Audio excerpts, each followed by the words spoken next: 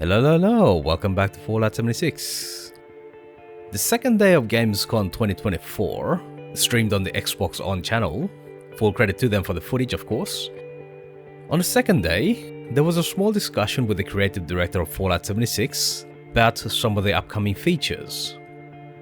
He spoke briefly about the Milepost Zero updates, but he also talked about some of the updates that will be coming out in December. Specifically, he mentioned that 4-star Legendaries will drop as part of raids. The Gleaming Depths. Heck yeah. Raids, the Gleaming Depths. This is an end-game experience for our most hardcore adventurers, full of nasty bosses that are tough to take down, big challenges, teamwork. It's great. And once players get to the end of it, if they live to tell the tale, they get a chance at getting 4-star legendary weapons, power armor, and gear. The thing is, that raises a huge amount of questions about how 4-star legendaries are going to work. So it seems that those 4-star legendaries will be rewards for taking part in raids, those being multi-stage boss battles that are supposed to come out around December. Just as a small tangent about those raids, I do hope that they don't become like WoW raids, right? Where you have to schedule things, do a heap of preparation. One of the reasons why I think Fallout 76 has its own niche like it does is that it's not like games like WoW. So you don't have to do those things, right? It's a very casual and comfortable game. And what I'm really hoping for is that the raids that they add to Fallout 76 don't mirror the ones that you find in other MMOs. That would actually undermine one of the reasons why Fallout 76 has its niche. But anyway, getting back to the topic of 4-star legendaries, one of the obvious things that stands out is that the chance to get a god roll just from a random drop will be ludicrously small. Even now, with just 3 stars, we're looking at a 1 in 2,750, or in percentages, a 0.036% chance of getting a god roll just randomly.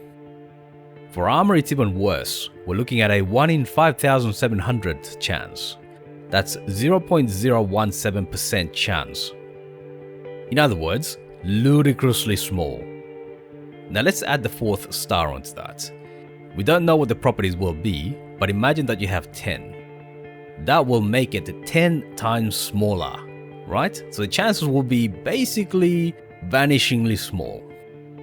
So in effect, that means that if you want a god roll 4-star legendary, you will have to craft it. There is basically no chance of getting it randomly.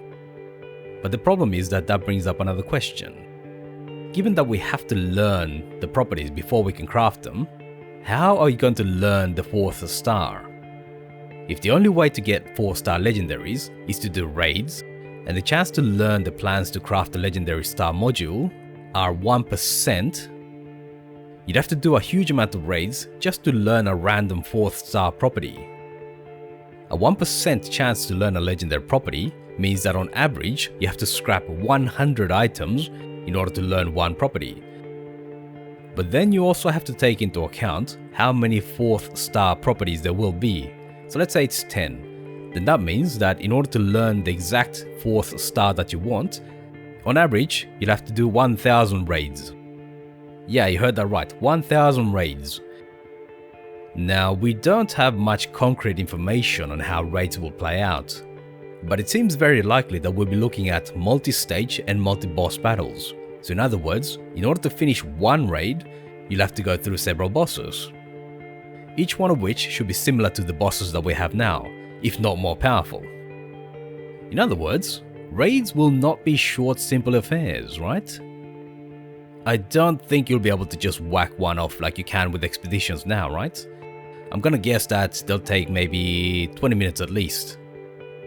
And if we're really unlucky, we might be looking at an Earl type situation where you can only have so many people participating, right? So with Earl it's about 8 people, which in turn will make those raids even slower.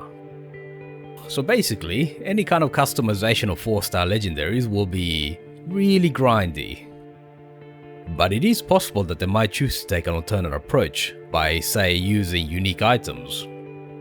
So up to now, a lot of the unique items that we got from quests and rewards particularly since the Blue Devil update, and especially so with the Skyline update.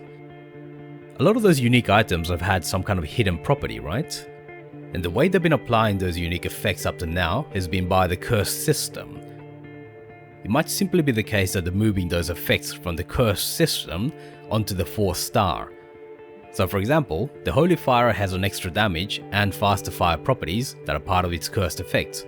The downside of the cursed effect being that it breaks faster. So they might simply move those benefits to the 4th star. So it might simply turn out to be the case that those 4th star legendaries are just the kind of unique weapons that we're getting now. Which, mind you, wouldn't be a bad thing, but some thought does have to go into how you're going to allow the new legendary crafting system to work with those weapons. There are of course several options, but I'm really hoping that Bethesda goes with the option that is least grindy, and increase the probability to learn the plans for a mod. Having to do 1000 raids in order to get a decent chance to learn the 4th tier property you want sounds really bad. So we are speculating based on very little information. All we know up to now that 4-star legendaries will come out around December. But I would really hope that Bethesda takes into account how that 4th star will interact with the new legendary crafting system as well as other systems in the game. Please don't make it as grindy as it could be. Please try and reduce the grind. Thanks for watching all the way to the end. Let me know what you thought about it in the comments. Feel free to leave a like, subscribe and hit the bell button to be notified when new videos come out. See you soon.